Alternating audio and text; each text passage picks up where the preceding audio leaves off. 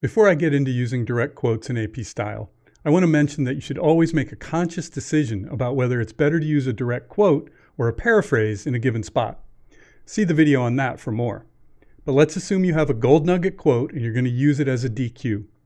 I'm going to start with the basic rule for standard AP style direct quotes. This is the rule that you need to learn first. There are exceptions, but learn the basic rule first. I'm talking here about the first quote from a certain source in your article. Here's the basic format. Open quotation marks, the quote you're using, comma, close quotation marks, space, first name, last name, said, period. So that's the main format you need to learn, paying attention to the punctuation and the spacing. If you have a long quote, you can break it and put the attribution partway through like this.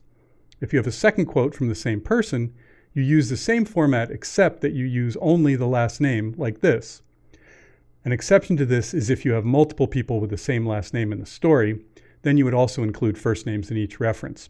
AP standard style does not use Mr. or Ms., and they say to use the title Doctor for medical doctors on the first reference only. For other degrees like PhDs, don't use Doctor. That's the basic formatting. So what's the reasoning behind this? Above all else, AP style strives to be clear, to make information understandable to the audience. To do that, they want us to be consistent and concise. Part of that consistency is using the verb said as the standard. It's in the past tense because the person said it in the past. They're not currently saying it when the reader reads it, and the format is standard to make it easier for readers to follow it. They recognize the format and they don't need to think about it. So that's about formatting. Let's talk about concepts. Journalists should think of direct quotes as sacred, and your job is to convey the speaker's meaning accurately. Sometimes that means checking back with the source to make sure you have the quote right. This gets into my thinking about quote checking, and I have opinions about that. But often you want to use only part of a quote. So how do you make sure you're staying true to the meaning and intention of the source?